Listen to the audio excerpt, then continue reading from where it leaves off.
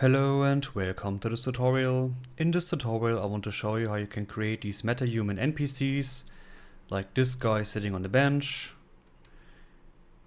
this guy is walking by, she's on the phone, and these two having a conversation. Great, so let's go. First of all, I imported some additional animations for the NPC, of course, link is in the description. So the first thing that we need is a state machine. For this we go right click, blueprint, enumeration, and let's call this state machine. Open this up, and now we can add some different states. Of course, the first will be the idle state, then we have a walk state, for example, a sit state, a talk 1 and then talk 2 state, and let's say a phone state. Of course, these states are matching the animations. You can add up as many as you want. So let's save this and close this one. Next, we open up the third person folder. If you don't have it, you can just go add feature or content pack, and add the third person game mode here. Very important. Go to the blueprints folder where we have the blueprint third person character. Let's just copy and paste this one and call it NPC character. Open this up. Since this is an NPC, we can delete everything inside the event graph because this will be our parent class of all our NPCs. Let's go to the viewport. We can delete the camera bump and the follow camera as well. And we need some variables. The first will be the state.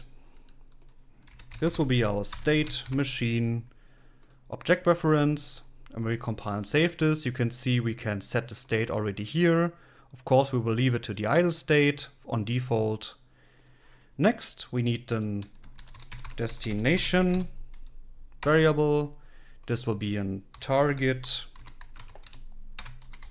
point object reference as an array.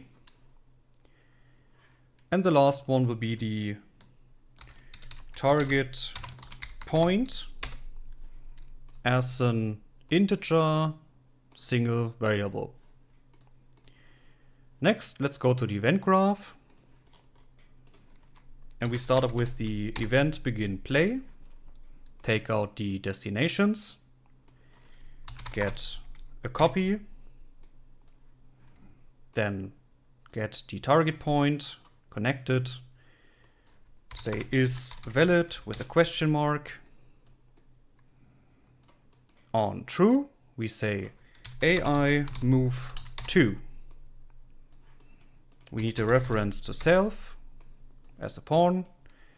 And then we connect the target point with the return value of the get. On success, we go from the target point and say plus, so add +1, and want, of course, to set the target point on success like that. Then we have a little delay and go back to the execute. So it will go through the destinations. If it's not valid anymore, then it stops like that. Great. Let's go back to our level here, open up the characters, mannequins, animations, because we need to separate animation blueprint for our NPC. Let's copy and paste the animation blueprint of many and call this animation blueprint NPC. Open this up as well. We can keep everything like it is, but we need a variable called state. As well, this is a state machine object reference. Then we go down here where we have the character, add a pin to the sequencer. Go from the character, cast to our NPC character, connect it. Then we get the state and want to set the state inside the animation blueprint like that. Then we open up the animation graph and we have the locomotion here where we have the idle and the walk. Let's add up some new states, for example the sit state. Of course, we go back to the idle as well. Then we need another state, talk1. As well, we go back to it. Another state, talk2. And let's say we have the phone state as well, like that. And then we just need to go to the idle to sit, get out the state, say equal enumeration. So since we go from idle to sit, we set it to the sit state on true. And we can just copy and paste this for every status. So when we go back from sit to idle, of course we set it to idle. So I skipped the process. Of course we need to set the animation as well. So we go to the sit state and search for the sit animation that we have and just pull it right here. Compile and save this. You can ignore the rest. So we are basically done. Let's close this one and go back to our NPC character. Since we now have the states, let's pull this out a little bit here. Get the state. And also check with an equal if we have the walk state, because this is also for the walk state. We need to branch to ask like that. And let's go back to the viewport, details window, select the character, and under animation class, we select our NPC animation blueprint. Be sure that you hit the eye on the right side to make every variable public, like that. Let's open up the Quixel bridge. Be sure that you logged in, then you go to MetaHumans, and you can choose from preset MetaHumans or your own MetaHumans, doesn't matter. For example, let's choose this guy here because I already downloaded, and hit the add button. After it's done, we can close the bridge again and we have a new folder called MetaHumans. I already did a tutorial about how to import a MetaHuman, of course, links in the description, so I will not go into too much details inside here. Let's open this up, open up the blueprint. If you open a MetaHuman for the first time, it will ask you to activate some additional plugins. You need to do this, it's very important. Let's go to the viewport, so we have this guy here. Basically what we have to do is we go to the LOD sync and activate the force LOD to 1. Then we go to the class settings and go to parent class and choose our NPC character. Then we take the root and put it on the mesh. Then we set the location and rotation back to 0. Go to the live retarget and we check the use live retarget mode to true. Now we fixed the animation already. Let's go to the mesh, search for visibility, uncheck the visible, and very important, the always tick pose and refresh bones. The last step is we go to the event graph.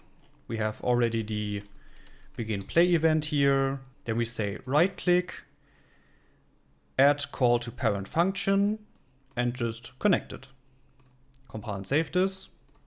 When we now place the MetaHuman inside the world and put him right here, open up the details, and we can set as well the state to sit. Let's rotate him, place him onto the bench, like that, and simulate. He's sitting on the bench. So I imported some other MetaHumans and placed them as well inside the world. The only thing that is different is the state. So she has the talk state 2, he has talk state 1, she has the phone state, and he will get the walk state, which is a little bit different. So let's set this to the walk state. Then let's say he should work up here. For this, let's go for a target point. Place it right here.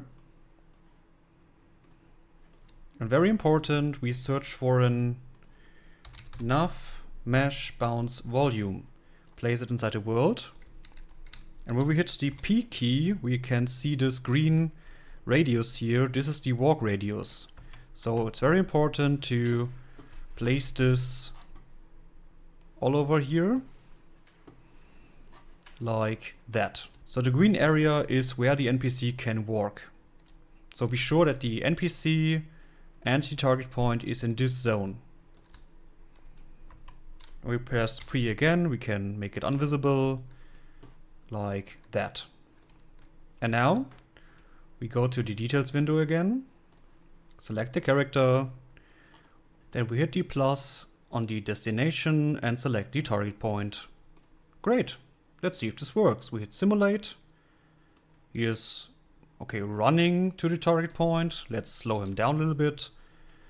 Let's open up the NPC character again, open up the details of the character movement and search for the max, where we have the max walk speed. Let's set this to 170, for example. Compile and save this. Let's see now. We hit play.